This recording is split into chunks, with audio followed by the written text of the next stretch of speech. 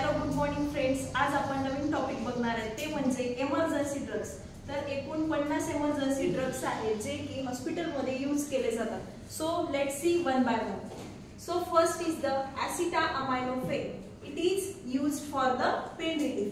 If you have any type of pain after surgery, then this drug is used for the pain relief. Then after second is the ibuprofen. Ibuprofen it is a anti-inflammatory drug.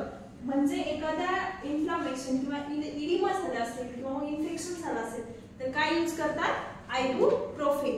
त्याचबरोबर आयबुप्रोफेनची अजून एक action आहे ती म्हणजे pen साठी पण ते use केलं जातं, पेन रिलीफ साठी.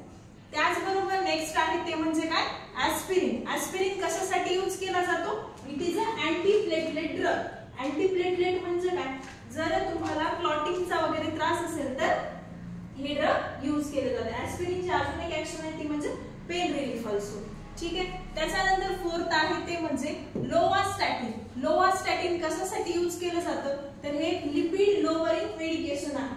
Lipid lowering in the sense जर तुम्हाला कोलेस्ट्रॉल तुमचा ब्लड मध्ये वाढला असेल तर त्याला कमी करण्यासाठी तसेच कार्डिओव्हास्क्युलर डिसीजेस ची रिस्क कमी करण्यासाठी हे ड्रग यूज केला जातो. तो म्हणजे कोणता? लोवास्टॅटिन.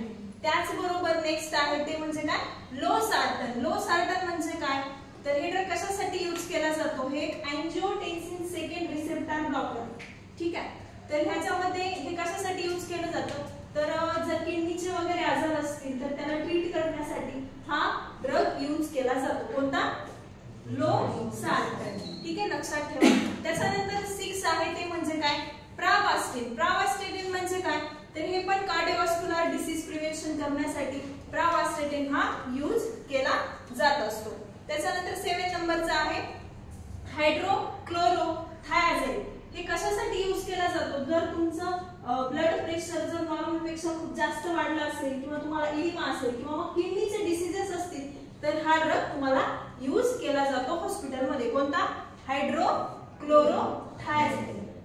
म्हणा हायड्रोक्लोरोथायाझाइड. म्हणा एकदा हायड्रोक्लोरोथायाझाइड. 8 नंबरचा आहे ती म्हणजे काय तर इपिनेफ्रिन. इपिनेफ्रिन कशासाठी यूज केला जातो तर कार्डियाक अरेस्ट. जर तुम्हाला कार्डियाक अरेस्ट झाला असेल, कार्डियाक अरेस्ट म्हणजे काय स्टॉपिंग ऑफ द हार्टबीट्स. ठीक आहे, त्याला काय म्हणायचं कार्डियाक अरेस्ट. आणि कार्डियाक अरेस्ट झाल्याच्या नंतर काय दिलं जातं? सीपीआर दिला जातो. सीपीआर म्हणजे काय कार्डिओपल्मोनरी रिससिटेशन. ठीक आहे.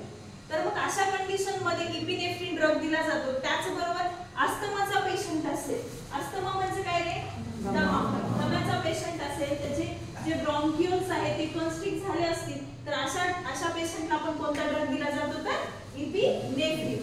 त्याचबरोबर ब्रॉन्कोस्पाझम झाला आहे. ब्रॉन्कोस्पाझम म्हणजे काय तुमची जी ट्रकिया आहे त्या ट्रकियामध्ये काय झाले सिक्रेशन्स तयार झाले आहेत, म्युकसचे सिक्रेशन्स असे ब्लॉक होऊन बसले आहेत, त्याला काय म्हणायचं ब्रॉन्कोस्पाझम. आणि ते ब्रॉन्कोस्पाझम जाण्यासाठी कोणता ड्रग यूज केला जातो तर इपिनेफ्रिन. लक्षात ठेवा. त्याच्यानंतर 9 नंबरचा आहे ते म्हणजे कोणता आहे तर अमोक्झिसिलिन. अमोक्झिसिलिन हे ब्रॉड स्पेक्ट्रम अँटीबायोटिक आहे. पेनिसिलिन त्याचबरोबर अमोक्झिसिलिन हे काय आहे ब्रॉड स्पेक्ट्रम अँटीबायोटिक जे की कशासाठी यूज केलं जातं तर व्हेरियस टाइप ऑफ इन्फेक्शन असतील बॅक्टेरियल तर त्याच्यासाठी हे यूज केले जातं. मतलब कुठला पण इन्फेक्शन असू द्या, इयरचा असू द्या, नोजचं इन्फेक्शन असू द्या, कुठलं पण इन्फेक्शन असेल तर काय यूज केलं जातं अमोक्झिसिलिन. त्याच्यानंतर नेक्स्ट काय आहे तर फ्लुओक्सिटिन. फ्लुओक्सिटिन हे अँटी डिप्रेसंट मेडिकेशन आहे जे की सायकियाट्रिक पेशंटला यूज केलं जातं.